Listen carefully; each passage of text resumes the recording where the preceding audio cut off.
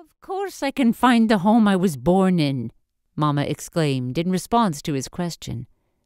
Climbing a hill that rose sharply from the Adriatic Sea, we three seekers wandered, lost, on rough roads past ancient stone houses in the nearly deserted village of Croatia. One of the pilgrims, Zora, my 70-year-old widowed mother, was in a town she had left as an infant. She was searching for the home she was born in, for the house in which she believed her uncle still lived. I walked with her, able to communicate with the people, for Mama had always insisted that her language was my birthright and would not be lost to me. My American husband, Harold, the third pilgrim, spoke only English, but was first to understand the challenges of our situation. "Well, where is your house then, Zora?" he asked. "It is near here. I am sure of that. I just need to look a little longer, Harold." "Zora, we've walked up and down every road in this village." "I know," she interrupted, "but I can see it in my mind as clearly as if it were yesterday." Okay, I give up." Harold smiled and put his arm around her. "If you aren't tired, we can keep going." Mama looked at my tall husband with a bemused expression. She always insisted her height was 5 feet and a half. That half was only half an inch, but Zora was anybody's equal.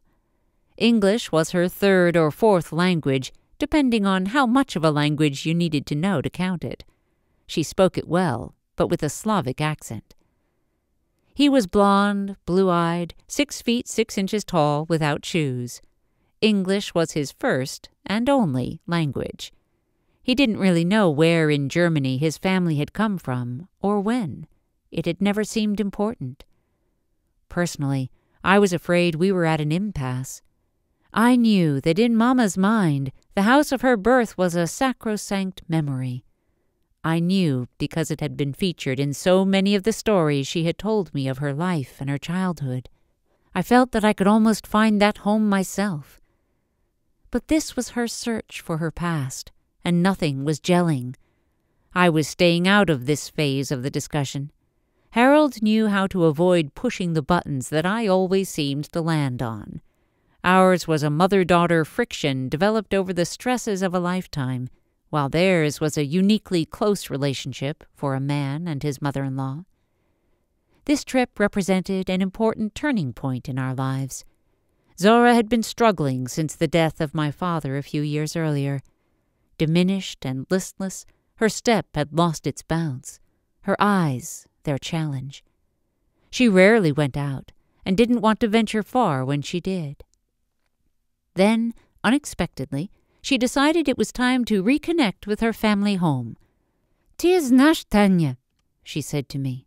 "Ne możemy više čekati. You know, Tania, we can't wait forever for this war to end." That sentence of Zora's was a key milestone, and Harold and I quickly moved to support her desire. Unfortunately, Zora's personal struggles had come neither at the beginning nor the end of the problems for her troubled Balkan homeland. At the time of our visit, in 1992, the Balkans were once again at war. It seemed this one would destroy the country of Yugoslavia for good. A few months earlier, Harold and I had been sitting in the kitchen where I had spent my childhood. Mama served her personal version of dobosh torta.